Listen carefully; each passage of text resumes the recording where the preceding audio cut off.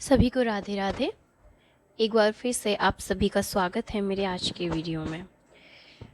मैं आज फिर से आपके सामने हाजिर हूँ अपने सभी हुनर के साथ। मेरी सुबह की शुरुआत हमेशा ही प्रभु को प्रणाम और धरती माता को प्रणाम करने के साथ होती है। चलिए आप भी मेरे कान्हा जी और मेरी राधे जी के दर्शन कर लीजिए। हमारा घर ऐसी लोकेशन पर है कि यहाँ जैसे ही हम उठकर आते हैं तो सबसे पहले हमें नेचर को ही देखने को मिलता है, जिसको देखकर मन शांत भी हो जाता है और गदगद भी हो जाता है। तो फिर सबसे पहले मैं सुबह ऊपर छत पर झाड़ू नहीं लगाती हूँ, नीचे ही झाड़ू लगाती हूँ। तो ऊपर जीना से स्टार्टिंग करती हूँ और नीचे अपने पूरे आंगन की सफाई करती हूँ। नीचे वाले पोर्शन की सफाई मैं पहले करती हूँ, बाद में ऊपर छत के सफाई करती हूँ, क्योंकि मंदिर हमारा नीचे ही है। तो पहले मैं नीचे के घर की सफाई करती हूँ, जहाँ हमारा अंदर से लेकर बाहर आंगन तक पूरा बहुत लंबा पड़ता है हमारा झाड़ू के लिए। तो सबसे पहले मैं उसी को फिनिश करती हूँ। लेकिन बहुत मज़ा आता है मुझे ऊपर छत पर झाड़ू लगाने में, मज़ा नहीं आता, क्योंकि जब मैं नीचे होती हूँ तो नीचे नेचर भी फील होता है, पत्ते दिखते हैं मुझे, ग्रीन पत्ते देखना और पेड़ पौधे देखना बहुत अच्छा लगता है। और नीचे हमारा नल है, तो उसी नल से जब अगर हमें प्यास लगी तो हम पानी पी सकते हैं। लेकिन ऊपर छत पे सब अलग है, नीचे ज़्यादा अलग है, तो नीचे मुझे ज़्यादा अच्छा लगता है। तो सबसे पहले मैं नीचे ही झाड़ू लगाती हूँ। नीचे की साफ़ सफाई करने के बाद मैं छत पर आती हूँ, नीचे से सारा काम फ्री करने के बाद। तो सबसे पहले यहाँ मैंने केले खा लिए हैं, क्योंकि नीचे काम करने में काफ़ी टाइम लगता है। तो मुझे भूख लगाई थी, मैंने सबसे पहले केले खा लिए हैं और फिर मैंने बालकनी में झाड़ू लगा दिया है। रोज़ बालकनी में झाड़ू नहीं लग पाता है, 3-4 दिन में एक बार, जिस दिन मैं साड़ी पहनती हूँ उसी दिन लगता है, क्योंकि इसके पीछे थोड़ा सा यही है कि घर वाले बाहर की तरफ नहीं सूट में जाने देते, साड़ी में ही जाते हैं। तो जब मैं साड़ी पहनती हूँ तभी बालकनी में झाड़ू लगाती हूँ, फिर मैं छत पे झाड़ू लगा देती हूँ। उसके बाद मैं चाय नाश्ता कर लेती हूँ और फिर चाय नाश्ता करने के बाद मैं अपने खाने की तैयारी करती हूँ। खाने की तैयारी करने के बाद मैंने अपने बर्तन साफ़ कर दिए हैं और फिर पूरे घर में मैं झाड़ू लगाती हूँ। जिस दिन तबीयत थोड़ा ठीक लगती है तो उस दिन मैं हाथ से झाड़ू पोछा लगा देती हूँ, और जिस दिन ऐसा लगता है कि थोड़ा सा परेशान हूँ, बॉडी नहीं कह रही है हाथ से पोछा लगाने की, तो उस दिन मैं वाइपर से पोछा लगाती हूँ। फिर पोछा लगाने के बाद और बाकी सारे काम फ्री करने के बाद मैं नहा ली हूँ, नहाकर मैंने पूजा कर ली है और उसके बाद मैंने खाना बनाया है, क्योंकि पापा जी बोल रहे थे। और ये मैं करती हूँ रोज़, साष्टांग प्रणाम करती हूँ प्रभु को, डेली 11 साष्टांग प्रणाम करती हूँ, क्योंकि कहते हैं कि लड़कियाँ दंडवत प्रणाम नहीं करती, साष्टांग प्रणाम ही हमें करना होता है। तो मैं प्रणाम करती हूँ, उसके बाद फिर मैं गीता का पाठ करती हूँ। गीता के पाठ में मेरा अध्याय 15वां चल रहा है, जिसमें आज मैंने 13वां श्लोक पढ़ा, जिसको पढ़कर मुझे आज सच में बहुत कुछ नई चीज़ें समझने को मिली। हम जब गीता पढ़ते हैं तो सिर्फ हम पढ़ते नहीं हैं, हम ऐसी चीज़ें जानते हैं, ऐसी चीज़ों से पर्दा उठता है जिनके भ्रम में हम बचपन से लेकर अब तक जी रहे थे। तो इसीलिए मैं कहूँगी, अगर आप कुछ भी पढ़ना चाहते हैं, अगर थोड़ा बहुत भी अगर आपके पास समय होता है तो गीता पढ़िए। गीता सिर्फ एक किताब नहीं है, कृष्ण की वाणी है, उन्होंने खुद अपने मुख से बोली। इसमें एक एक बात जो है वो सच्ची है। इसको जब आप पढ़ते हैं तो मन को शांति ही नहीं मिलती, हृदय को एक ऐसा सुकून मिलता है कि मानो हमें सच में हमारे प्रभु ने खुद बताया है कि इसमें क्या है।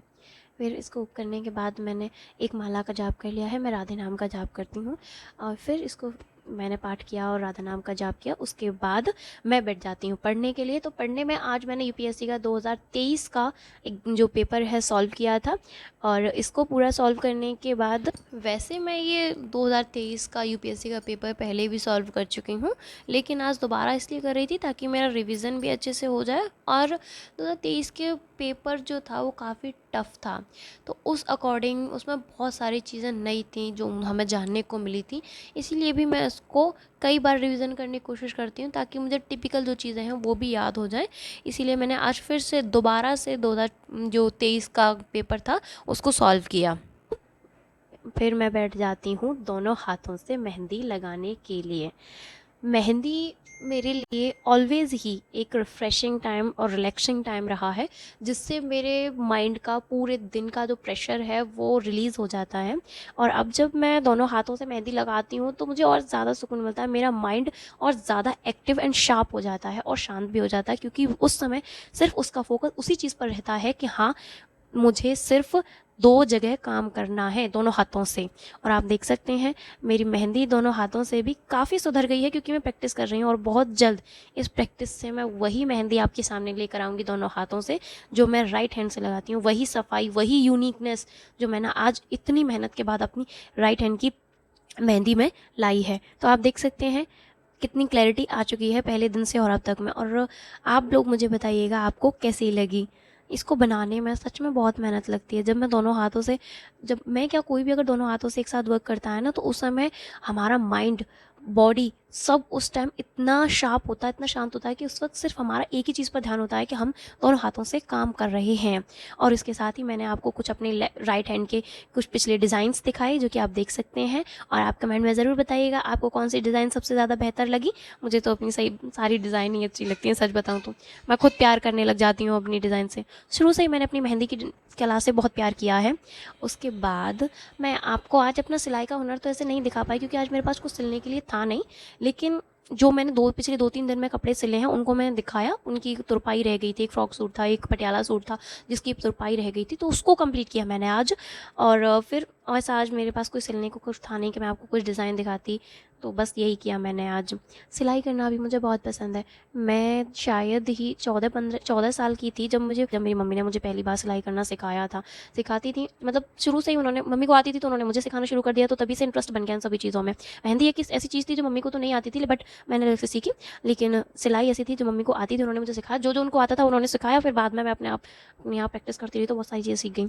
उसके बाद मैंने दोनों हाथों से लिखने का सुलेख किया। कल मैं कर नहीं पाई थी क्योंकि कल मेरा दिन काफ़ी बिजी था। मेरी कमर में पेन हो रहा था, मेरी आंखें भी बहुत दुख रही थी क्योंकि नींद पूरी नहीं हो पाती है, क्योंकि स्टडी भी करनी होती है, तो उस हिसाब से पूरा वीडियो रोज़ नहीं बन पाता है। तो इसीलिए मैंने आज दोनों हाथों से लिखा। और फिर एक जो टारगेट मैंने बनाया था कि मैं लेफ्ट हैंड की राइटिंग सुधारने के लिए रोज़ाना एक सुलेख करूँगी, तो वो टारगेट कल रह गया था।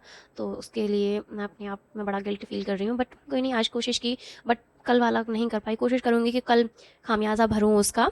फिर उसके बाद जब मैंने ये सब फ्री किया, पूरे दिन का सारा मेरा जो भी काम था वो सब फ्री हो चुका था। तो गर्मी इतनी पड़ रही है, पेड़ों में सुबह भी पानी दो, शाम तक देखो तो पेड़ सूख जाते हैं। तो फिर मैंने ये सब फ्री करके, सुलेख फ्री करके, सारे काम फ्री करने के बाद मैंने अपने पेड़ों में पानी दिया और उनको करीब से देखा कि वो कैसे हैं। जब मैं अपने पेड़ों को देखती हूँ तो मुझे अलग ही सुकून मिलता है। इनके साथ एक अलग ही जीवन चलता है, क्योंकि ये हमारा जीवन है। आज आज जो गर्मी पड़ रही है, आज और 2-3 दिन से जो गर्मी पड़ रही है, उसको देखकर भी अगर हम नहीं समझे कि इनकी क्या अहमियत है, तो हम कभी नहीं समझ सकते।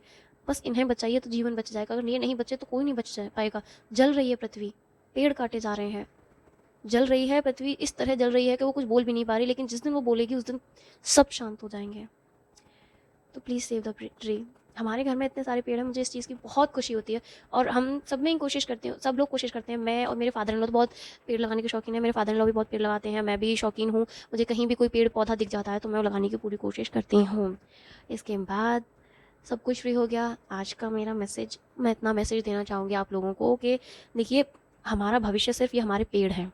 कोशिश कीजिए, अगर आप लगा नहीं सकते तो काटिए मत, और अगर लगा भी सकते हैं तो प्लीज़ लगाइए, क्योंकि आने वाले समय में सोचिए क्या होने वाला है पृथ्वी का। आज जो गर्मी है, आने वाले 10 सालों में वो दुगनी हो सकती है।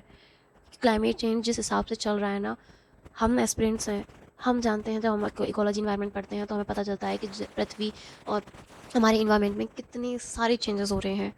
तो हमें सारी चीज़ें समझ में आती हैं। तो मेरा मैसेज तो यही है कि अगर आप लोग लगा नहीं सकते हैं तो काटिए भी मत, और अगर कोशिश कीजिए, हो जाए तो लगा लीजिए। इसी के साथ मेरे ब्लॉग का अंत होता है यहाँ पर। तो ये ही थी मेरे पूरे दिन की कहानी और मेरे संघर्ष की कहानी।